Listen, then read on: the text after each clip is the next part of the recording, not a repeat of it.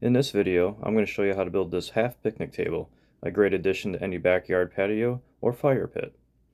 This table is also handicap accessible. You can fit a wheelchair right underneath there. This project uses 2x6 materials. It's going to take 8-footers to make this. And we're going to start by cutting the back legs at 34.5 inches. It's going to have parallel 35-degree angles on each leg. Then we'll cut the top support piece at 28.5 inches. That's going to have 35-degree angles on each end that are not parallel. And then the long runner piece that goes along the bottom is going to be 60 inches. And we'll cut a little 35-degree angle on that, on each end. Once those pieces are cut, we'll lay the legs out. Make sure you have the angles facing the right way, and then we'll attach that 28.5-inch tabletop support piece right to the legs. I'm just using 2.5-inch deck screws here, about 4 on each side. And then once that tabletop support piece is on, we'll attach the long 60-inch piece. I'm just measuring 10.5 inches up from the bottom on the short points there on each leg. And then I'll put that 60-inch piece right on those lines. Then for the hangover, you're going to have 9.5 inches on each side. And once everything's aligned, I'm going to use my 2.5-inch deck screws to hold everything in place.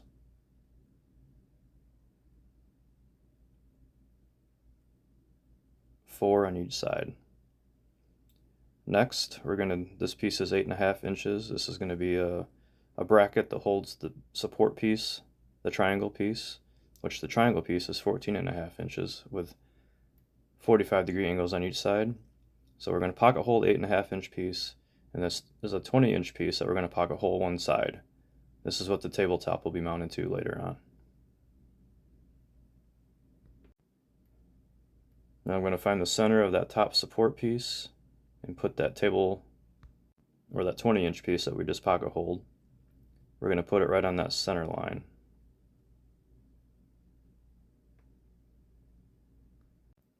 Once that's all centered, we'll add 2 pocket hole screws, just 2.5 inches.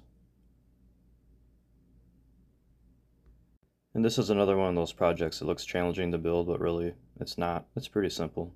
Just lots of pieces. It goes together fairly easy. And that 8.5-inch piece will fit in that gap on that same center line. And we'll pocket hole that in place.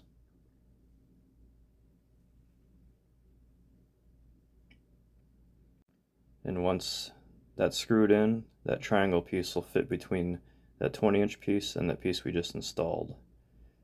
And we'll use 2.5-inch deck screws here and just drill through that top 20-inch board. And then we'll do the same thing on that 8.5-inch piece, just right through the back side of it.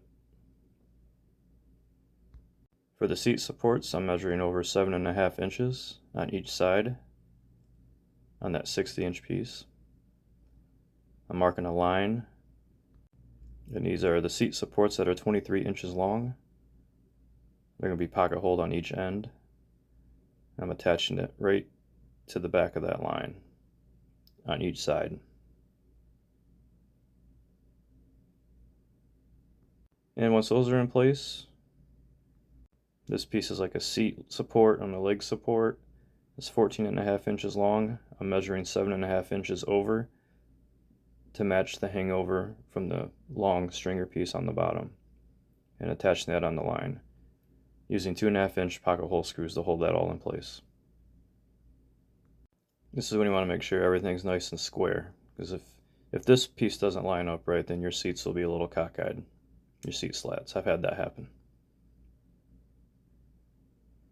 And for the legs, the front legs, this is the tricky part of the whole project. You're going to have this piece here, 2 of these pieces. And these are 21 inches with 35-degree angles, parallel angles on each side. And then you're going to measure over 12 inches from the short point on the top of each board and mark your spot there at 12 inches. And then on the sides, you're going to measure up 3.5 inches just on one side of each board. Then you're going to take that 3.5-inch spot and draw a line connecting it to the 12-inch spot. And then that section that's overhanging there is going to be what you trim off. It's like a 59-degree angle if you're going to cut it on the miter saw, which is what I ended up doing. You could use a jigsaw here if you wanted. It took me a lot of trial and error to get these legs perfect.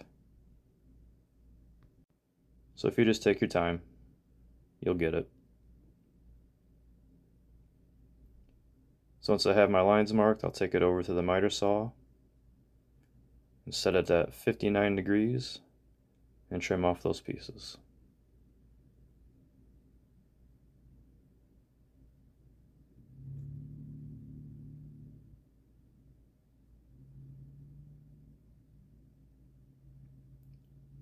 Once they're trimmed off, we'll take it back outside and attach them.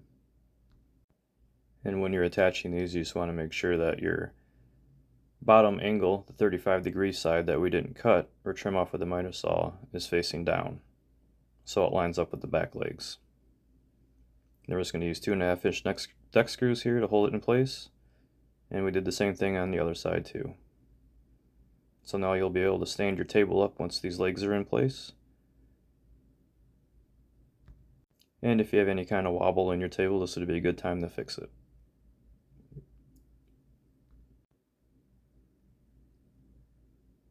And now for the tabletop.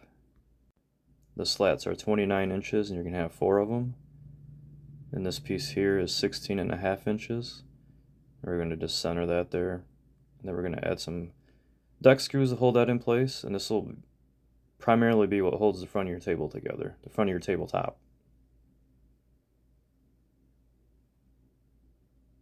If you decide to stain it, you could stain it before you put it together. It'll be a lot easier to do it that way.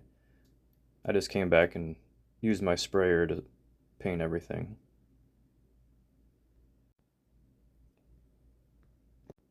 I'm putting about 3 screws in each slat here, except the ones on the ends. The ends I just put 2 screws in there. It holds it together pretty nicely. It's not going to come apart on you. Now that all that was done, I'm going to spray it with that Cordovan brown that looks purple. It may look brown in person, or on camera, but in person it's definitely purple. And then the top I did new cedar, which I like that color. Once everything was painted, I can attach the tabletop. That 16-inch piece is going to act as a brace that you're going to put up against the 20-inch piece that was overhanging. And then the back of the tabletop will line up nicely with the edge of the side there. And I'm just using 2.5-inch deck screws to hold that in place. This isn't a table that you're going to want to sit on, but it's dirty enough to play games and eat some food. And then for the seats, same thing. Just laid them out, spaced them apart evenly, and just using deck screws here to hold it all in place. And just like that, we have our half picnic table. Thanks for watching.